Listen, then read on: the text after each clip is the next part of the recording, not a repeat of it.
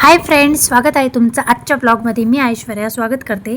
तर ना आज आम्ही गेलो होतो भटकंती करायला. म्हटलं चला बघू कुठंतरी जाऊ म्हटलं. तर आम्हाला काही सुधरतच नव्हतं कुठं जाऊ. मग आम्ही चाकण नगर हायवेवर निघालो. तर आम्हाला एक कमान दिसली श्री क्षेत्र खंडोबा महाराजांची. तर हे मंदिर चाकणपासून 11 किलोमीटरवर खरपुडे गावात आहे. खरपुडी खुर्द आणि राजगुरुनगरवरून सुमारे 6-6.5 किलोमीटर अंतरावर हे देवस्थान आहे. तर खूप छान आहे. तुम्ही पण नक्की विजिट करा. पुढे तुम्हाला व्हिडिओमध्ये मी सगळं दाखवणारच आहे.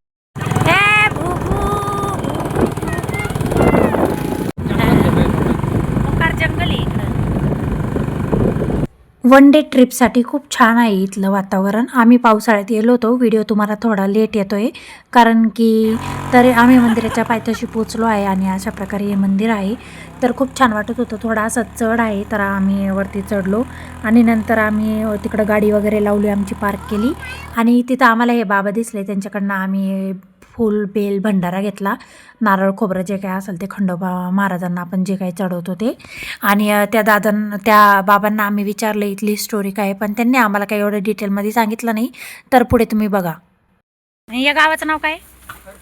खरपुडे. हां हां, बरं. यावं लागत आहे आता इकडं सगळ्यांनी. जे पण व्हिडिओ पाहतील ते सगळे या इथं दर्शनाला. हा ना, बरोबर आहे काका. हां,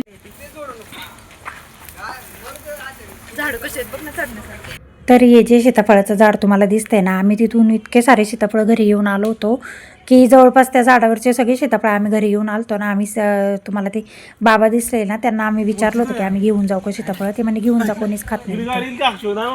तर यो मंदिराच्या सगळ्या अवतीभोवतीचा परिसर आहे आणि खूप छान वाटत होतं. निसर्गरम्य वातावरण आहे. पावसाळ्यात ते इथं ट्रिप करायला बेस्ट जागा आहे.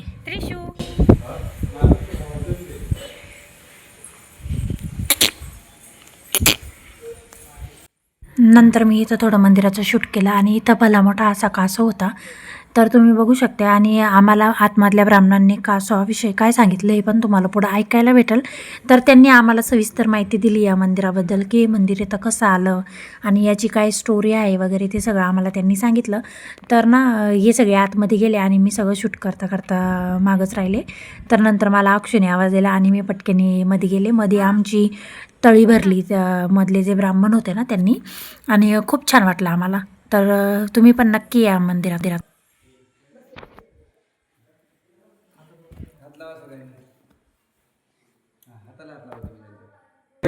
येळकोट भैरवनाथाचे चांगले चांगले अंबाबाईचा उदय उदय कडे पठार महाराज की जय.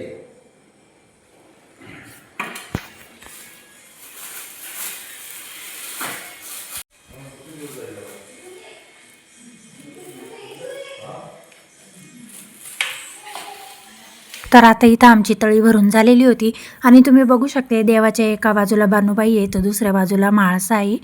तर खूप छान वाटलं. आणि जिथं तिथं खाली तुम्हाला दिसतंय ना कोपऱ्यात ती काळूबाई आहे. तर अशी होती इथं मूर्ती, खूप छान होती. जेजुरीला आहे ना मुख्य स्थान खंडोबाचं. मग इथं इथं कसं काय ते भक्तांसाठी इकडे आले. हां का, काही इतिहास आहे या मंदिराचा? असं आहे, सांगितलं जातं फक्त. हां हां आता तुम्ही जर म्हणले ना पुरावा काय, हां हां पुरावा आमच्याकडे पण नाही. हां हां नाही तुमच्याकडे पण हां नाही. परंतु खैरे भक्त होता कोणी, हां हां खैरे नावाचा भक्त होता. तो प्रत्येक 6 महिन्यांनी आमुष्या पौर्णिमेला यायचं. हां हां तिकडे गेल्यानंतर ते 60 वर्षाचा झाला. हां हात पाय थकले. हां हां शेवटी जाताना त्या देवाला म्हणला, कसं तरी गेला उठत बसत. हां हां आता देवा परत नाही मी येऊ शकत, हां मी एवढी सेवा केली खूप झाली, आता माझ्या हात पाय थकले. हां हां देव काय म्हणला, ठीक आहे म्हणलं, तू एवढे दिवस माझ्याकडे आला, मी आता तुझ्या बरोबर येतो, हां मला पुढं जागा देशील. ते म्हणलं माझ्या तुळशी वृंदावनामध्ये मी तुला जागा देईल. हां हां ठीक आहे म्हणलं, तू पुढं चल, मी तुझ्या मागे येतो, पण मागं बघायचं नाही. हां अशी आड घातली होती देवाने. हां हां आणि मग त्याच्यानंतर मागं बघायला कारण नव्हती, पण त्याला एवढी संकट आली. पुढं चालला, नदीला पण पाणी ते करण्यात हां हां हां हां पूर चाललेला मोठा. हां मग आता जायचं कसं, त्याने आपल्या देवाचं नाव घातलं, डोळे टाकले, त्याला वाट भेटली. हां हां हां तो गेला पुढं, पण त्याला शंका आली, देव आला का नाही आला. मी तर आलं कुठं, देव आला का नाही. मागं बघितलं जिथं जिथं मागं बघितलं तिथं तिथे ही ठिकाणं उत्पन्न झाली. हां का जिथं थोडक्यात सांगायचं म्हणजे हां हां म्हणजे असं आहे. मग असं सगळी उपठिकाणं जी आहेत ना तिथे उत्पन्न झाली. हां हां मग तिथं मागं बघितलं पुढं आला, पुढे डोंगराला आग लागली, त्या डोंगराच्या आगीमधून पुढे गेला, परत मागं बघितलं, परत तिथे या ठिकाणी उत्पन्न झालं. असं फार आकुर्डी, निरंतरवाडी किंवा इकडं वळद, दामणं, कर्दळ हां हां अशी सगळ्या ठिकाणी जिथे देवस्थानं जिथे काय? मागं बघितलं हां. तिथे तिथे देव थांबला. हां. थांबल्यावर तिथं पादुका तयार झाल्या, पादुका तयार झाल्यावर मग ते देव मंदिर इकडं तयार हां झालं. हां आता हे आहे ना हे स्वयंभू आहे. हां हां ही महादेव पिंड आहे ना ही स्वयंभू आहे. आता ही पिंड आम्ही वरून चांदीची बनवली हां हां भाविकांनी दिलेली, हां. परंतु याच्या खाली आहे ना हे पंचलिंग आहे. हां हां हे बघा तुम्हाला दाखवू शकतो मी.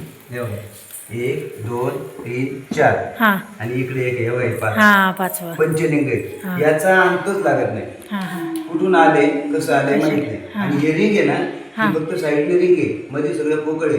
हां का हां पिंडीमध्ये हां सगळं पोकळ आहे.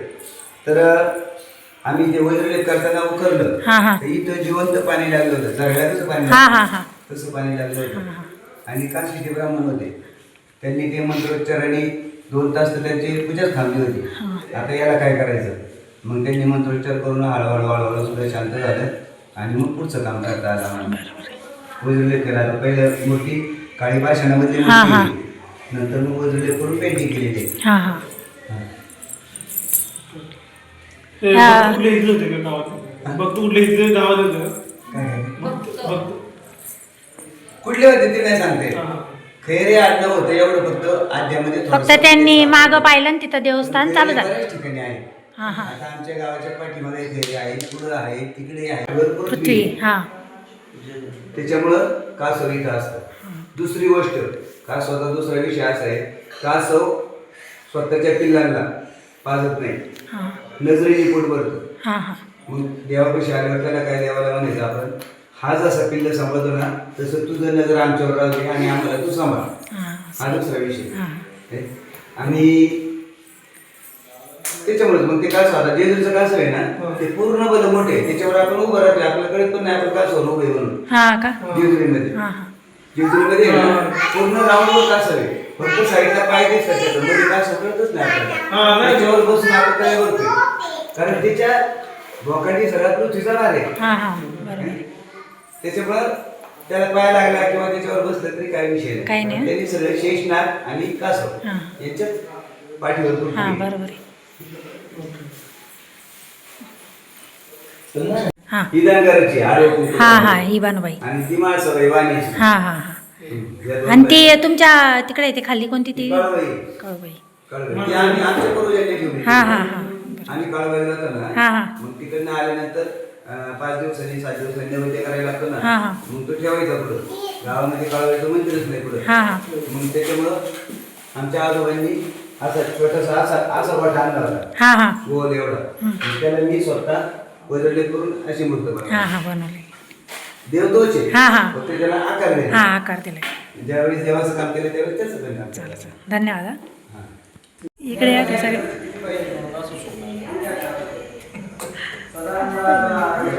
लय भारी किती भारी दर्शन झाले. तर इथं ना तळी भंडाराची आरती आहे, तर ज्यांना कोणा आरती येत नसेल त्यांनी ही आरती बघून घ्या. खूप छान वाटत होतं आम्हाला तर लय मज्जा आली. आणि ही आरती मी खास तुमच्यासाठी शूट केलेली आहे. कसं होतं ना की बऱ्याच जणांना तळी भरायच्या वेळेस आरती पाठ नसते, मग त्यांच्यासाठी ती आरती मी या व्हिडिओमध्ये दाखवलेली. मला तिकडं दिसली म्हणून मी पण ती कॅमेऱ्यामध्ये घेतली. तर खूप छान वातावरण होते इथलं आणि खूप मस्त वाटलं. नक्की व्हिजिट करा या मंदिराला, खूप छान वाटेल तुम्हाला पण, तुमचं मन प्रसन्न होऊन जाईल. आणि इथं नंदी मंडप होता आणि तिथं पण सगळे दर्शन घेतले आम्ही.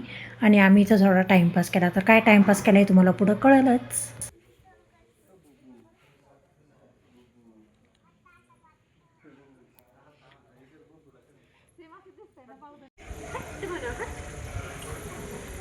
मज्जा आली आले भारी. बरं झालं आलो. तिकडे पण पाची देवळ असंच आहे सेम हा का वरतीच आहे अजून वरती आहे त्याच्यापेक्षा. तिथं किती छान भारी झालं पण एकंदरी आलो म्हणून. हे बघ जेजुरीला पण आहे असं नाही का हो, ठेवून बानाई पहिल्या पायरीला घेऊन माळ सादेवी संगतीला. तर आमचा इथे विषय चालू होता की जेजुरीला देवाबरोबर एकच देवीवर आहे. तर बानुबाई ही पहिल्या पायरीला खाली आहे आणि माळसा देवी ही देवाबरोबर वरती आहे.